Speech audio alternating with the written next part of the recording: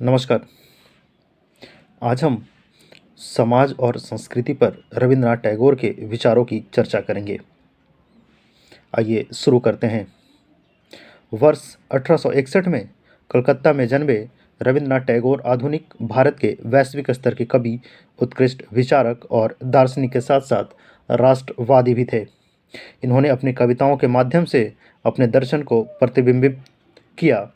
उनके दार्शनिक विचार उनके साहित्यों में भी नजर आता है।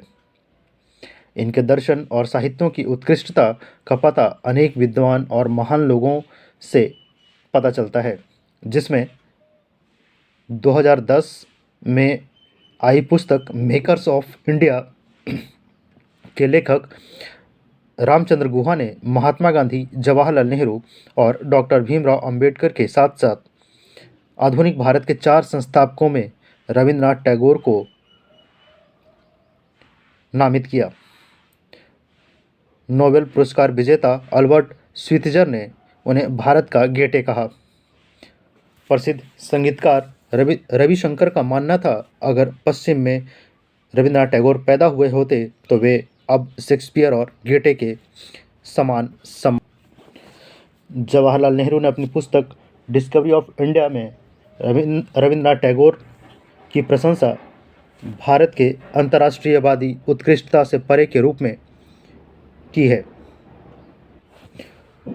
रविंद्रनाथ टैगोर के विभिन्न सामाजिक और सांस्कृतिक मुद्दों पर अपने विचार व्यक्त किए हैं, जो आज भी प्रासंगिक हैं। सबसे पहले हम रविंद्रनाथ टैगोर के सामाजिक विचार को देखते हैं। टैगोर का सामाजिक विचार एवं दर्शन उनके सुसंस्कृत परिवार, बुद्ध उपनिषद की शिक्षाओं एवं राजा राममोहन राय के विचारों से प्रभावित था तथा साथ ही पाश्चात्य लेखकों एवं कवियों की कृतियों का भी उस पर प्रभाव दिखता है। इनके समाज निर्माण को लेकर विचारों को इस प्रकार देखा जा सकता है कि एक सभ्य एवं सुसंस्कृत समाज में असमानताएं नहीं होनी चाहिए।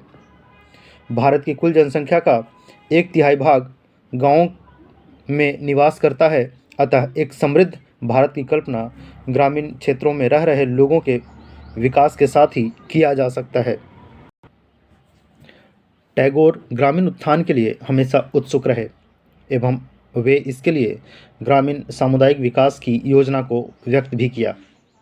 इसे मूर्त रूप देने हेतु शांति निकेतन विद्यालय में इसे व्यवहारिक रूप में उतार कर दिखाया। इनके अनुसार राष्ट्र निर्माण एक आंदोलन की तरह था, जिसमें प्रत्येक व्यक्तियों को सामाजिक, आर्थिक एवं राजनैतिक स्वतंत्रता का उद्देश्य पूरा हो सके। उनके अनुसार समाज के समस्याओं के समाधान का आधार अपनी सहायता स्वयं करना, व्यक्तिगत स्वतंत्रता एवं प्राप्त संसाधनों से समुचित व्यवस्था आदि करना था। टैगोर का मानना था कि मनुष्य के सामाजिक हितों में प्रेम एवं सहानुभूति का विशेष महत्व होना चाहिए।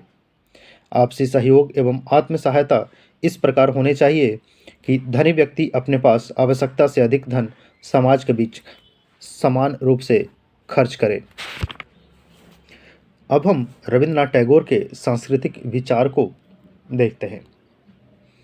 सामाजिक, राजनैतिक एवं शिक्षा के अलावा सांस्कृतिक क्षेत्रों में रविंद्रनाथ टैगोर के विचार उल्लेखनीय हैं, जो आज के युग में भी उनके सांस्कृतिक कार्यकलाप व उनकी विशालता अनेक रूपों में प्रासंगिक हैं। टैगोर का मानना था कि व्यक्ति अपने जीवन में अपने रचनात्मक कार्यों में गहरी आस्था रखकर ज्ञान के साथ साथ आनंद भी प्राप्त कर सकता है। आधुनिक भारत में टैगोर के सांस्कृतिक विचार भारतीय संस्कृति का संदेश विश्व के लोगों तक केवल उनके साहित्यिक लेखों से नहीं, बल्कि उनकी व्यक्तिगत यात्राओं से भी पहुंचा जा सकता है। उन्होंने पूरे भारतीयों को विश्वास के साथ प्रोत्साहित किया कि मातृभाषा में भी महान साहित्य की रचना की जा सकती है। टैगोर पूरी जीवन पश्चिमी भावना को भारतीय भावना के साथ ओत-प्रोत होकर एक सच्चे आधुनिक समाज की स्थापना एवं उसके सांस्कृतिक मूल्यों की स्थापना करने का प्रयास करते रहे। वर्ष 1913 में रविंद्रनाथ टैगोर द्वारा रचित अंग्रेजी संस्करण में गीतांजलि ने नोबेल पुरस्कार प्राप्त कर पूरे विश्व में भारतीय साहित्य का परचम लहराया। आधुनिक युग में पूर्व तथा पश्चिमी संस्कृतियों के अच्छे गुणों का संगम चाहते थे। उनके विश्व भारती की स्थापना का उद्देश्य भी दो गोलार्धों के मध्य विचारों एवं स्वतंत्रता आदान प्रदान द्वारा विश्व बंधुत्व एवं विश्व शांति समृद्धि की भावना को मजबूत करना था। संस्कृति की रक्षा को वो सर्वोपरि मानते थे, जिसके लिए वे व्यक्ति के स्वार्थों को त्याग देने के पक्ष में थे। टैगोर संस्कृति एवं सभ्यता के सम्मिलन से विश्व का एकीकरण चाहते थे।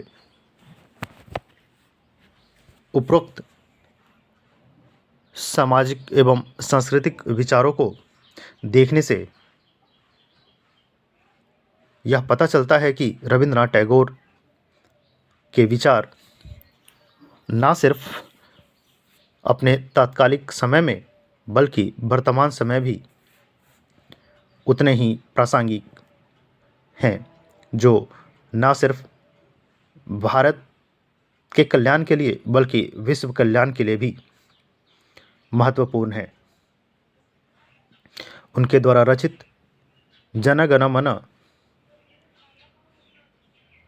आज हमारे देश की राष्ट्रीय गान है।